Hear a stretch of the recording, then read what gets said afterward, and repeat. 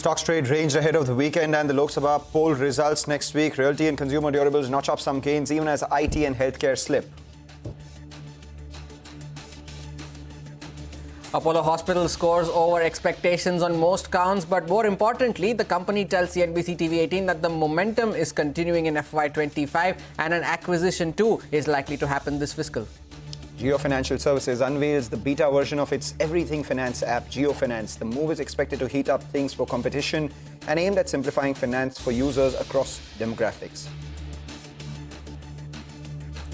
And India's weight in the MSCI Emerging Market Index is set to climb to a high of nearly 19% with a likely infusion of over $2 billion today on the back of 13 additions and 3 deletions following the latest revision. Hello and welcome. You're watching us here on Halftime Report. It's a good afternoon. I'm Mangalam Malu. With me is Hormaz Fatakia. Good afternoon depends on how you're looking at the top of the screen. For the markets, it's been ambling around. And, just to get philosophical on a Friday afternoon, Hormaz, I'll take you to a time not too long ago when you were in school. ahead of the exams, what would you do? You had done your preps, you would have done your revisions, etc. Just waiting to go into the examination hall. You would sit in the room or maybe just stand in the room and amble across the corners of that room, right? That's exactly what the market is doing. It's just ambling across the corners of the range that it's been trading in and waiting for the big exams to happen and the result of those exams to come by as well. I mean, not just the GDP today, but the international data that comes in overnight. You have the exit polls and then you have the big result, which is the election results. So ahead of that, maybe just ambling across the rooms. Before an exam, I would ask others, "Padh ke aaya hai kya?" And then that is exactly what the street is also anticipating, I guess, when it comes to the markets as to what will be the outcome.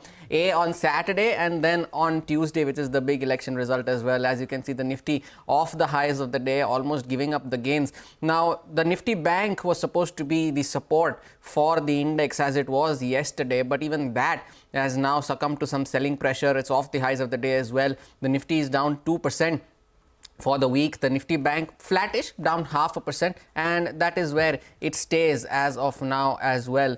But let's do some corporate conversations at the start of the show, and Lumax Auto Technologies is the first management. It reported a good set of Q4 numbers. The revenue zoomed by 53.5%. EBITDA margins also expanded 60 basis points at 12.1% on a year-on-year basis. To discuss this and more, we have Anmol Jain, the managing director of Lumax Auto Technologies, who is joining in with us.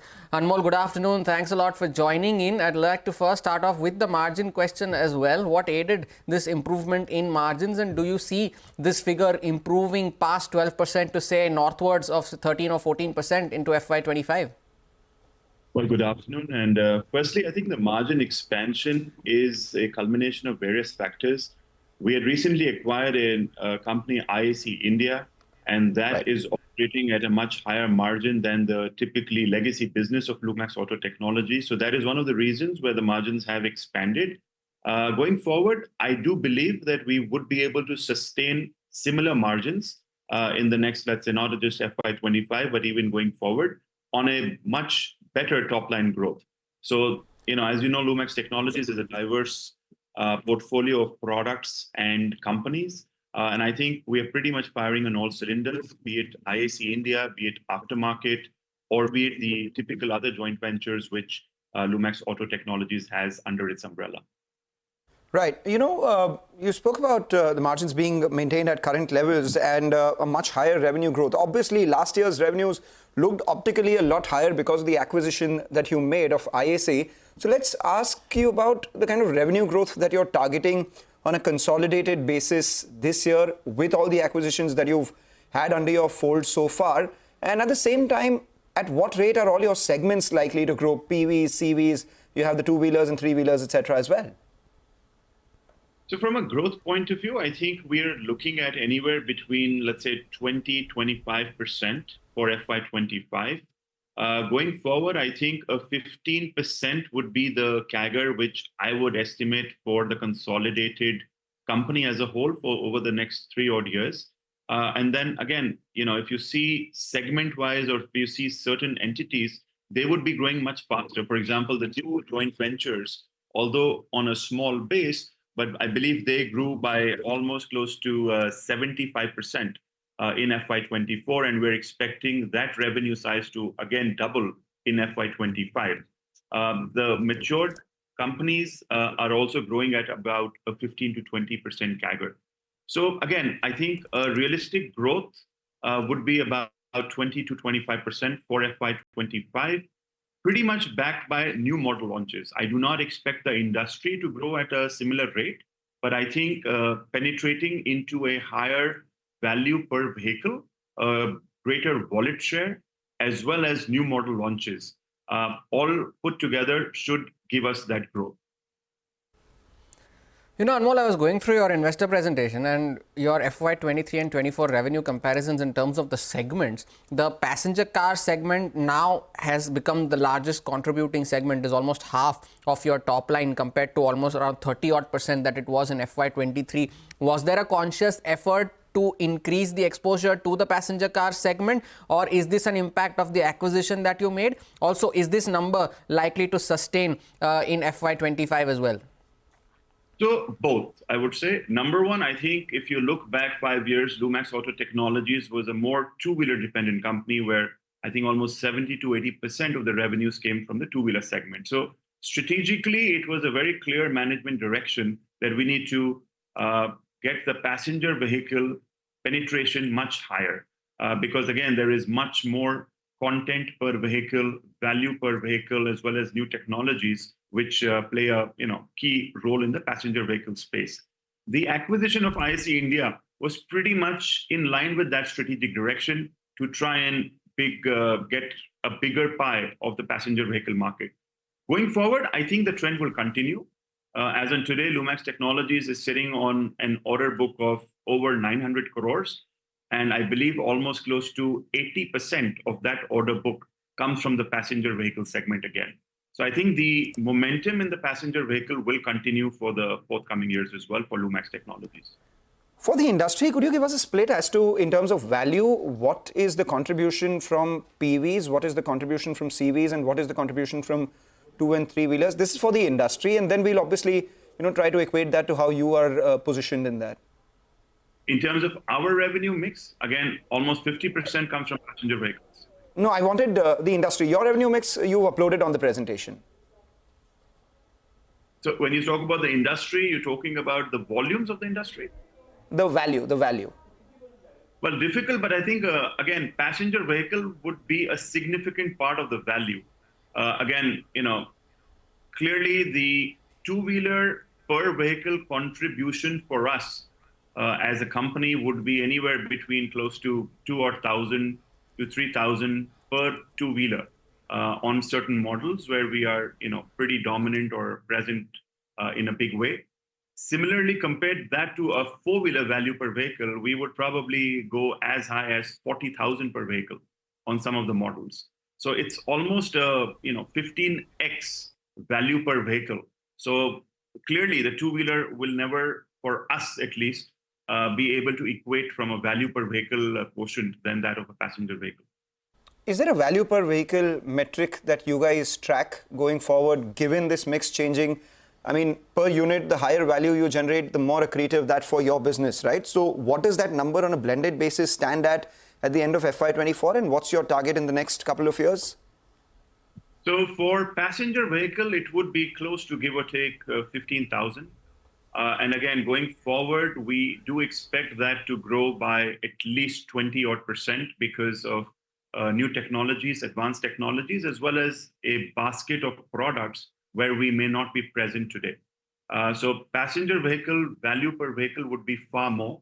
In two-wheelers, we are largely present on the metallics, of course, the lighting for one key customer in Lumax Technologies, as well as the plastic business. I do not expect that to significantly grow in terms of value per vehicle, but there are certain new products which we are talking about, both in electronics and mechatronics. We do have that in our order book for FY26 onwards. Once that comes in, we do expect maybe about a 30% increase in certain OEMs for two-wheelers as well as far as the value per vehicle is concerned. Final question, Anmol. Your aftermarket revenue currently is around 100 crores a quarter. Do you see that expanding going forward into FY25? Do you have a ballpark figure for that as well? Absolutely. I think we're continuously going forward in the journey of doubling our aftermarket revenues in the next, let's say, 3 to 4 years. This was my guidance in the last 2 years. By 24, there was a bit of a slowdown, not just for Lumax, but across the tier one. We did about 8% growth in aftermarket in FY24. FY25, the guidance is that we would grow aftermarket by at least 20 to 25% on a year-on-year basis. It may start a bit slow on quarter one because I do feel that there is still a bit of pressure on realization of money from the market. But for the full year, I'm pretty bullish on registering a 20-25% growth in the aftermarket. So I think we're pretty hopeful that aftermarket will continue to be one of the key growth drivers for Lumax Technologies. All right, take that point, Anmol. Thank you so much for joining in and clearly spelling out the guidance for the next 1 year and the next 3 years as well. 15% revenue compounding with increase in content per vehicle coming in largely from passenger vehicles. For this year itself, 20 to 25% revenue is what he's guiding for. And the aftermarket vertical, like Hormaz pointed out, should double in the next 3 to 4 years. The street likes what was said by the management. We've seen a spike in the stock price as the management was speaking. And this after a rally of almost 50% that we've seen in the last 6 to 8 months as well on Lumax Auto. What we'll do is take a short break on that note. On the other side, we'll get chatting with another management. We'll get the management of Snowman Logistics. At the same time, speak about the markets and a lot of these individual stocks which are moving around.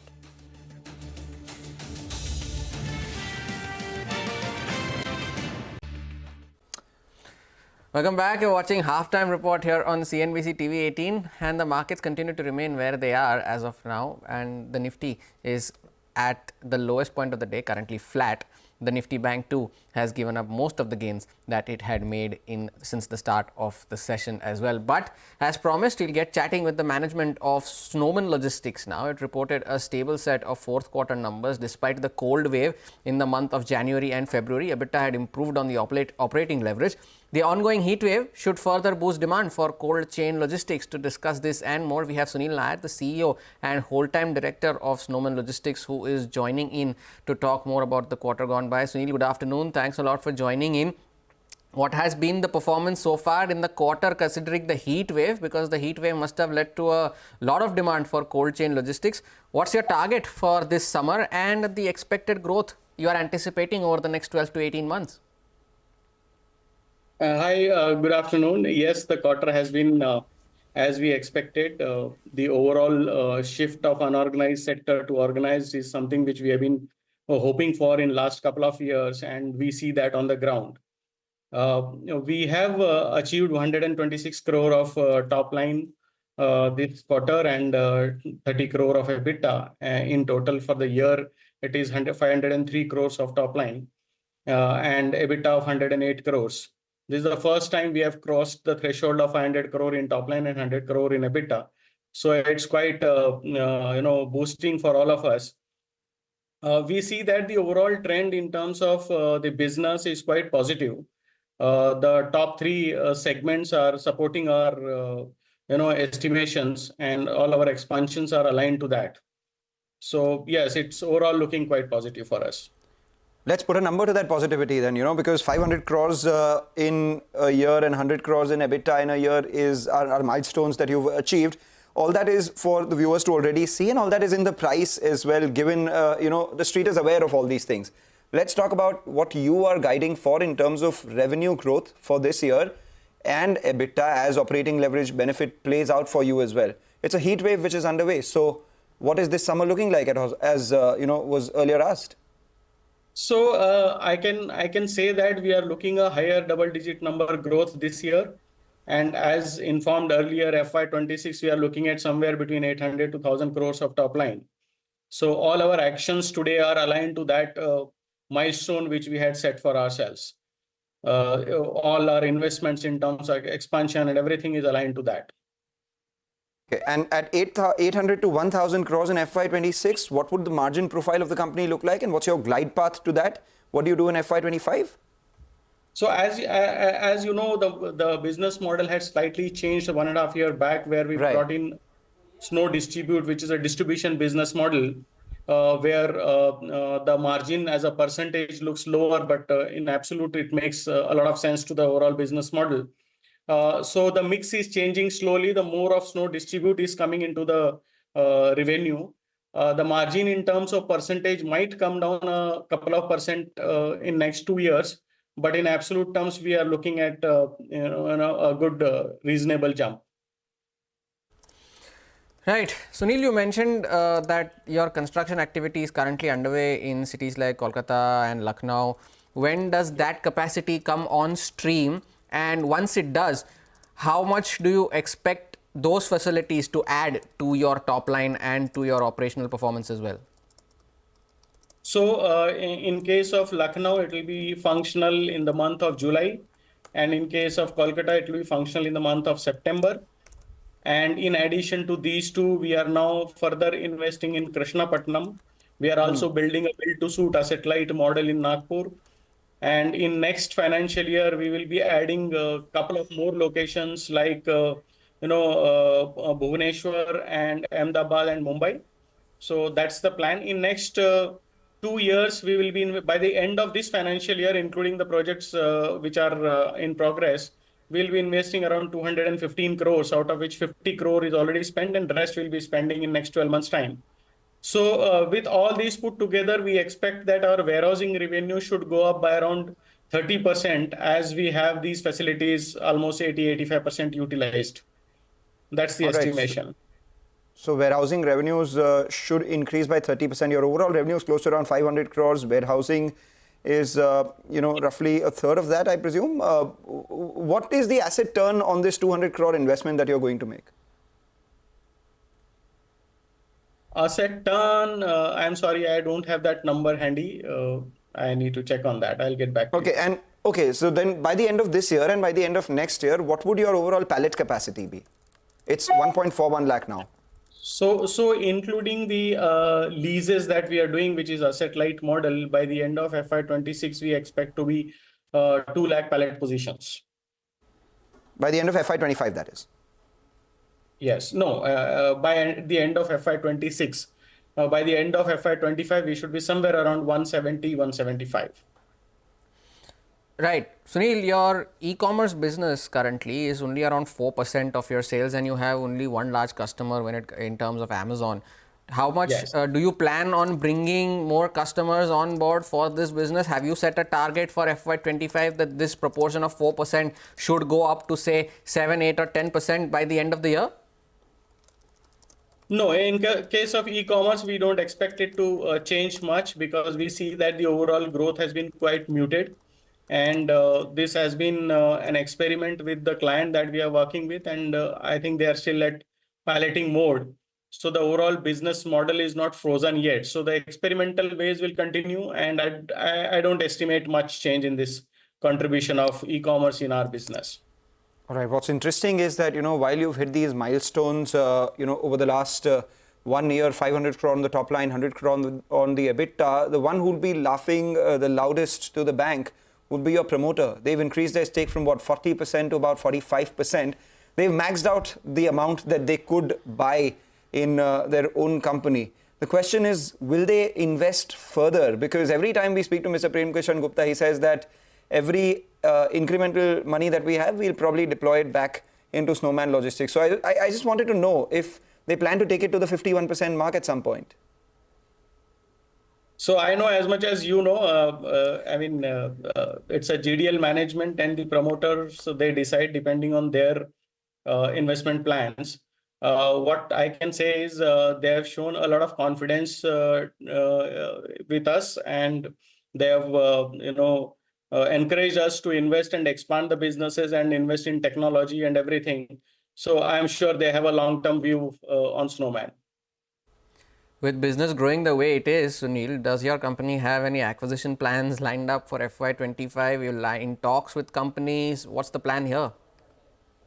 Yes, we are open for that as long as it aligns with our business model. And we have been exploring a couple of options. It's a little premature stage for us to share with you. But yes, we are open and we are exploring the market. All right. What will be interesting is to know that if the market is exploring for you as well at some point, because I'm sure there are a lot of players who would eye the prized asset of cold chain logistics in the country. And with things looking good and you already having a setup, do you think that is a possibility that Snowman Logistics sells out to someone? The GDL will have to answer that. The promoters will have to answer that. I don't have an answer to that as of now.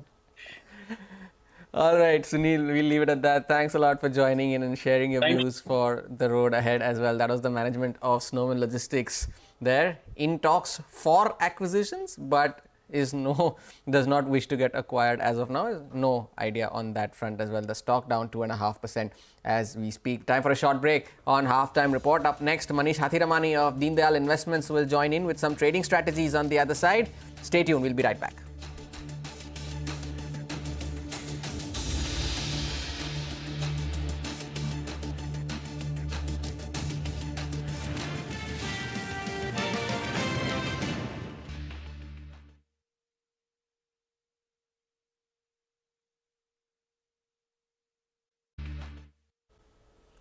It's day one of the June series, so good time to get in, the FNO setup as well. Yesterday, the Nifty closed below that 22,500 mark, and now it's veering towards that once again.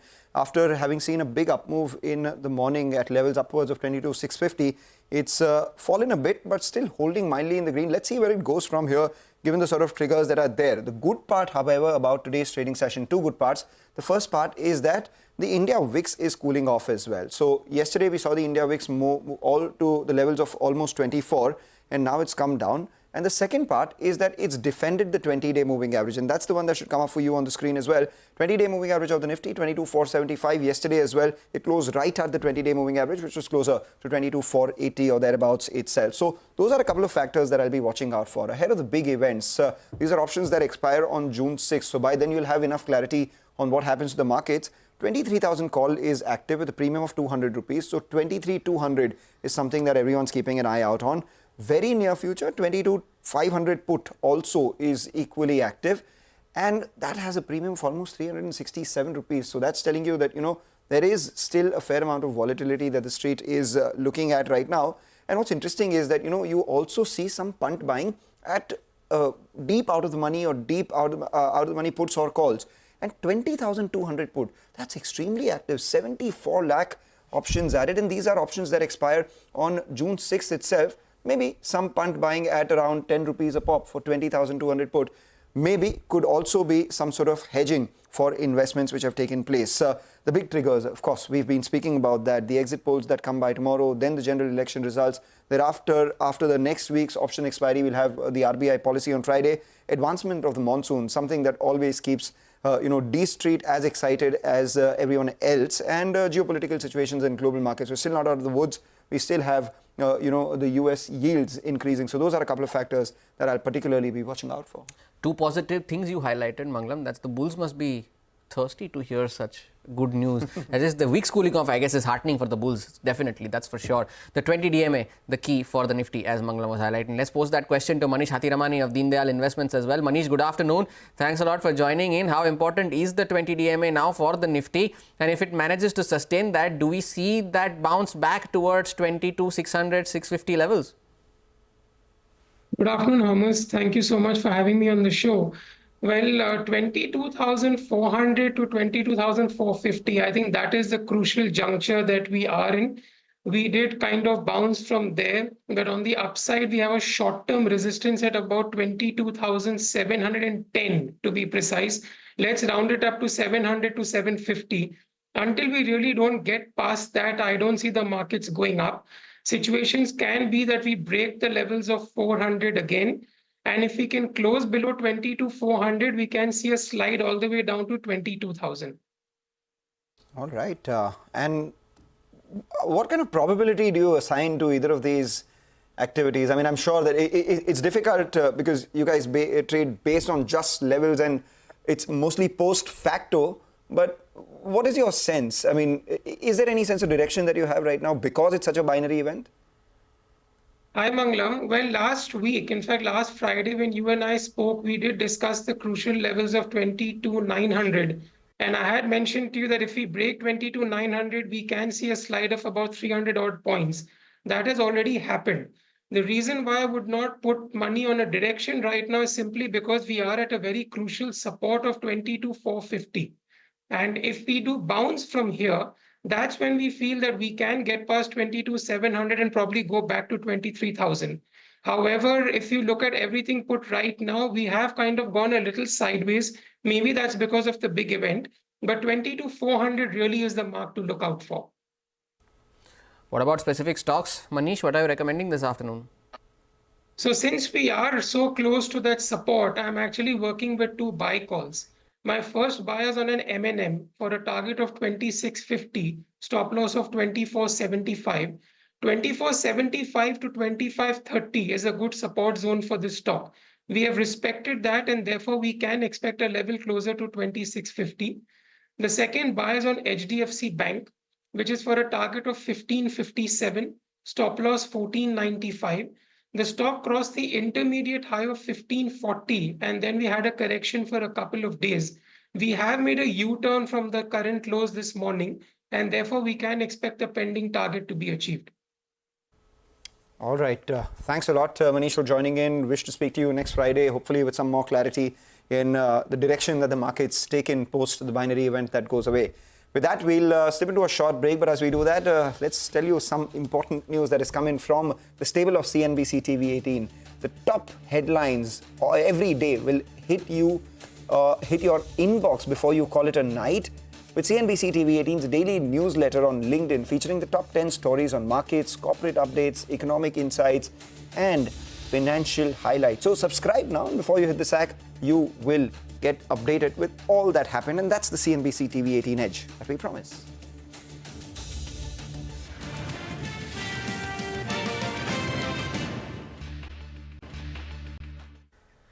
Back with us on Halftime Report, and Epac Durables is the next management on the show. It was a weak set of earnings for the fourth quarter. Revenue and net profit declined more than 16%, while EBITDA margins were a healthy picture there. There was also a reduction in working capital days from 91 in FY23 to 45 days in FY24. We'll discuss all of that and more. We have Mr. Ajay D.D. Singhania, the MD and CEO of Epac Durables, joining in. Mr. Singhania, good afternoon. Thanks a lot for joining in. How is the demand picture shaping up, Mr. Singhania? Because you mentioned that revenue declines during the quarter was because of the weather disruptions and also some of your clients shifting their manufacturing in-house.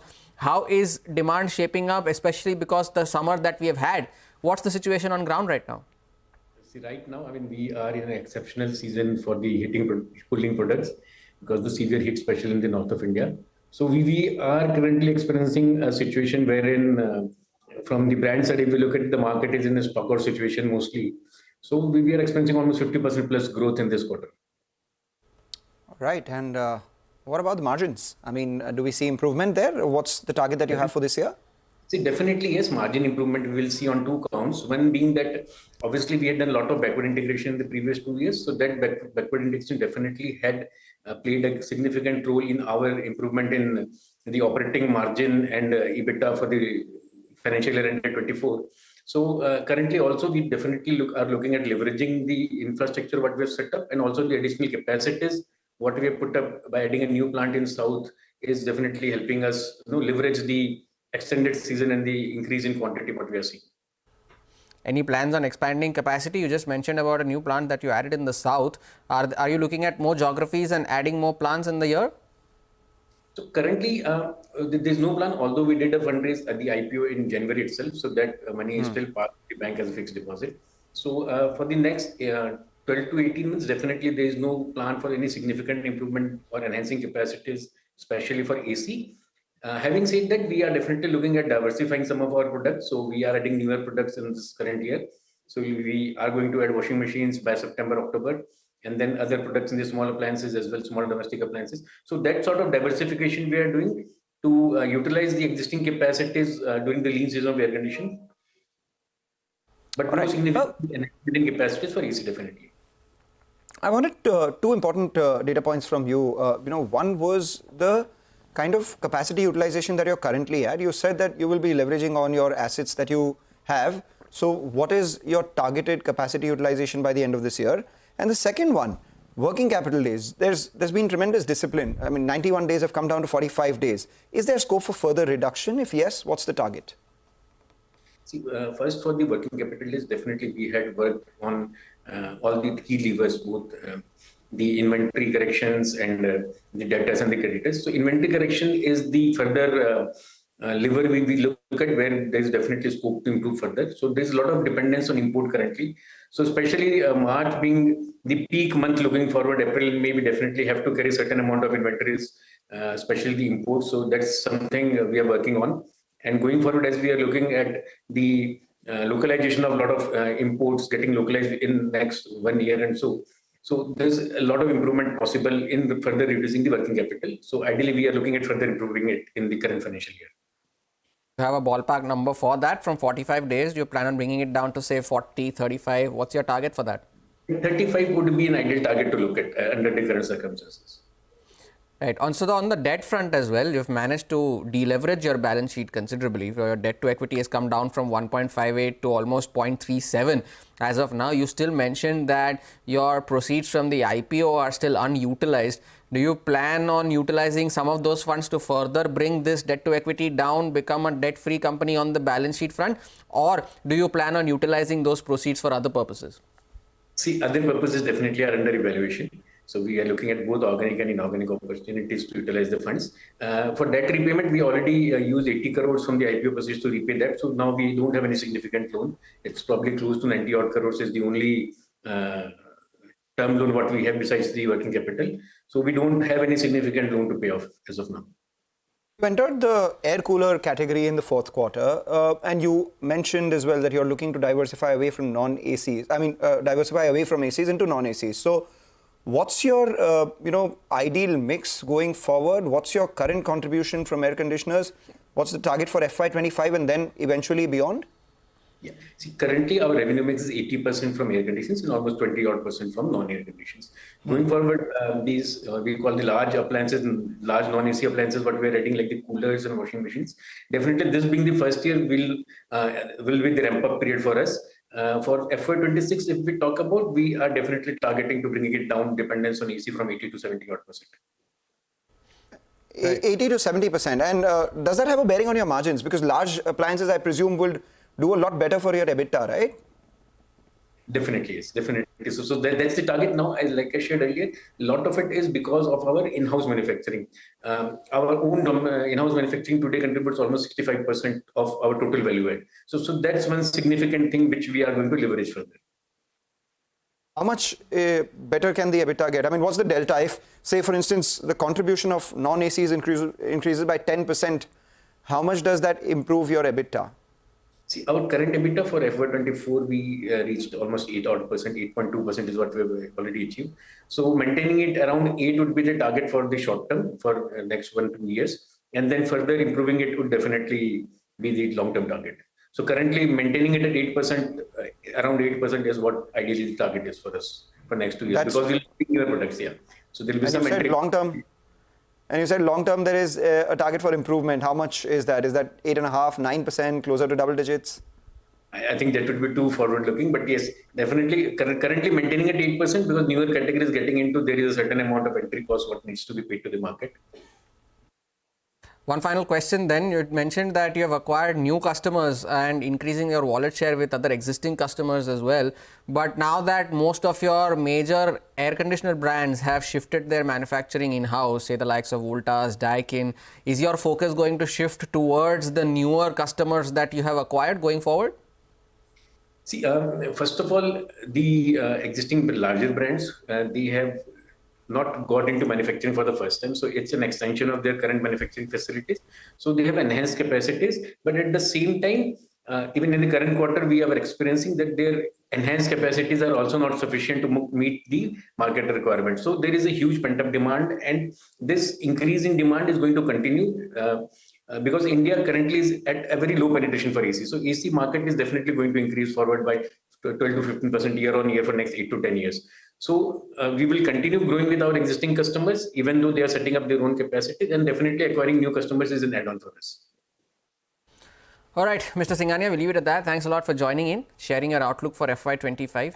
That was the management of Epac Durables. They're sharing their outlook for the road ahead. Let's slip into a short break. Now we'll get you more on the markets and stocks on the other side as well. We'll put the spotlight on stocks like Welspun Corp, Bharat Dynamics, Ipca Labs, all of them who are reacting to their fourth quarter numbers. Stay tuned. Back on the other side.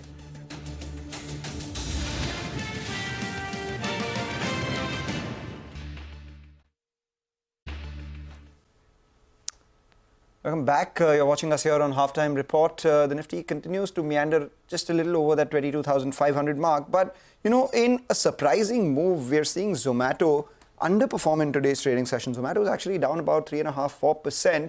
And this after a dramatic rally that we've seen. And why this is surprising is because up until now, Hormaz, you know, all the brokerage notes that we got were positive. They were talking about, you know, the opportunity that is there in quick commerce and the operational efficiencies that the company has brought about in their food delivery service business itself. And most of them had target prices upwards of 190, 200, some even 280 odd rupees. But now there is a downgrade which has come in.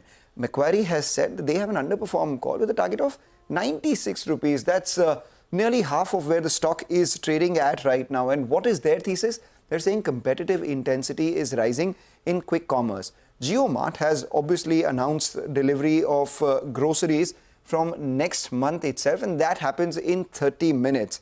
Remember, Reliance had made an investment in Dunzo, so they do have the capabilities of QCom as well. And we did hear from the management of DMart as well, saying that QCom could be a growth opportunity. So are the biggies now looking at that white space which was first looked at by Zomato, and the opportunity which has been sized up by the market is the big question. JioMart, as per Macquarie, will initially provide these services in 8 cities and expand to top 20 to 30 in the first phase. They continue to see downside consensus forecasts and margins for Blinkit, and that is the most surprising part of this report, because up until now, whatever reports that came by, they said that the company has gone ahead and done better than what they were expecting on quick commerce. So let's see how this space pans out. But it's an interesting note, important to keep an eye out on the fact that quick commerce does take a lot of investment and infrastructure build up. Let's see how that pans out. But, you know, for one, it's going to be a very interesting space. It talks about Blinkit and the pressure that it might face on its margins. It's a complete flip from what Goldman Sachs said, right? Saying that Goldman Sachs, in fact, valued Blinkit more than the food delivery business. And Macquarie is one of the 3 analysts, at least from the data that we can gather from Bloomberg, that have a sell or an equivalent recommendation on Zomato. That's the interesting thing about markets, right? A divergence of opinion makes the market. If you have only bias, then absolutely. As they say on a Friday, since we're philosophical, tum hi tum ho to kya tum ho, hum hi hum hai to kya hum hai. Absolutely, indeed, and that's what Zomato has done, right? Seeing a bit of profit booking now after the surge that it has seen over the last 12 months. At one point, the stock had fallen to its all-time low of 40 rupees. So still well over 4x from those levels, but 4% down in today's trading session is Zomato. But the other stock that is under pressure today is Ipca Laboratories, and that is down over 6%, and that is following its fourth quarter earnings call. And Sudarshan, who's been going through a lot of earnings calls these days post-market, is joining us with the key takeaways. Sudarshan, over to you. So not only Zomato, the surprise move is seen in Ipca as well, and the stock today is one of the top mid-cap losers with a cut of more than 6%, and since the time it announced earnings, that was on Wednesday, the stock has fallen almost 12%. Well, the earnings were below estimates, but con call takeaways and brokerage views are largely positive. If I can first talk about con call takeaways, for FY25, standalone revenue growth is seen in the range of 10.5 to 11% versus what company reported of 6% in FY24. And standalone EBITDA margin is seen in the range of 20.5 to 21% against 19.3% in FY24. And on consolidated basis, EBITDA margin that includes Unichem is seen at 18% against 16.7% in FY24. And if we talk about segments, for domestic business and exports, growth is seen at the same level what company reported in FY24, but big gain is seen in institutional business. For FY25, growth is seen at 14% against fall of 20% in FY24. And for API business, growth is seen at 7 to 8% against fall of 9% in FY24. Now coming to brokerage views, DAM Capital has a buy rating and it has increased target to 1400 from rupees 1293 per share. JM Finance maintains buy call and increased target to 1365 from rupees 1280 per share. Nuvama maintains buy call but cut target to 1438 from rupees 1480 per share. So overall, con call takeaways are positive, brokerage views are positive, but stock reaction is negative. Interesting. Thanks a lot, Sudarshan, for all that updates from the Ipca Labs con call. Positive commentary, as Sudarshan was highlighting. Brokerages are also positive, but the stock is down 6.5%. And it's been an underperformer as well in the last 1 month. It's declined almost 12%. During that period. So Ipca Labs, they're currently under a bit of pressure at 1171. But the other stock that is in focus is Bharat Dynamics, and that too is under pressure. It opened higher but then gave up all the gains, now trading lower by around 2.5% despite a strong fourth quarter earnings performance. Upasana gets us the highlights. Upasana, over to you. Companies reported a strong set of numbers in Q4 FY24. The profit saw an uptick of 89%. EBITDA saw an uptick of 75% on a YoY basis. Profits were at 289 crores. The reduction in finance cost and higher other income has aided the PAT growth. While coming to the revenue of the company, it has seen a single-digit revenue growth of 7% on a YoY basis, while the margins of the company has expanded sharply from 23% to 37% on a YoY basis. Looking at the performance on a full-year basis, the revenue has seen a downtick of 5%. The reduction in turnover is mainly on account of current geopolitical situation prevailing in Europe and Middle East, impacting the supply chain of the company, is what the company has indicated. In terms of margins, they have expanded sharply from 16.5% to 22.8% on a YoY basis, and PAT has also seen a healthy uptick of 74% on a YoY basis. Looking at the order book of the company, it stands strong at 19,468 crores. So all in all, we are seeing a strong set of numbers coming in from Bharat Dynamics in its Q4 FY24. Thanks a lot for that, Upasana. The stock is down 2.5%, which should not come as a surprise because the stock on a year-to-date basis is up 75%. And if you look at the 12-month chart, it's even better. It's 175% in the last 12 months for Bharat Dynamics. So some bit of profit booking there, par for the course after its Q4 earnings performance. But time for a short break on Halftime Report. But before that, here's a small programming note for our viewers. Join us live today from 5:30 p.m. onwards for CNBC TV18's Future Female Forward, the Leadership Circle, a transformative platform where leaders from diverse fields will venture beyond the traditional discourse and share stories of grit and determination and the roads less traveled. This Leadership Circle is not just about business strategies and professional accolades, it's about delving into the depths of the personal journeys these trailblazers have undertaken.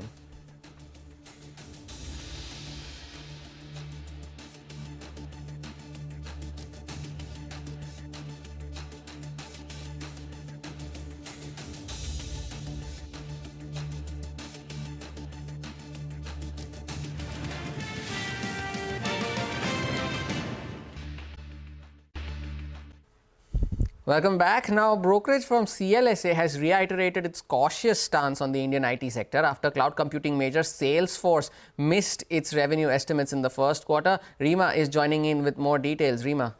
Well, you know, Salesforce's stock price reaction yesterday, down 20%, the worst day in 2004.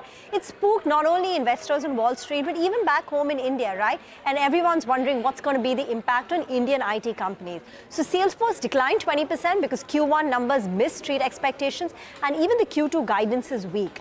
Now, CLSA has come out with a note on the rub-off impact of Salesforce's numbers on Indian IT, and they say that yes, companies have built significant capabilities around Salesforce. Persistent and Infosys have the highest employee and revenue exposure to Salesforce. And Salesforce's this year's guidance of 8 to 9% is a sharp drop-off compared to 29% growth that they had in FY20.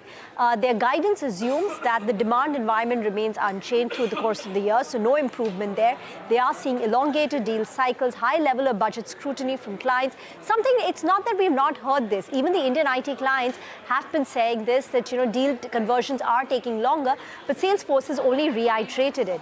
So CLSA has got a cautious stance on Indian IT. They've got a sell rating on LTIMindtree and Wipro, and they say both these companies have about a 5% exposure to customer relationship management practice, CRM practice, which is where Salesforce's expertise lies. Back to you.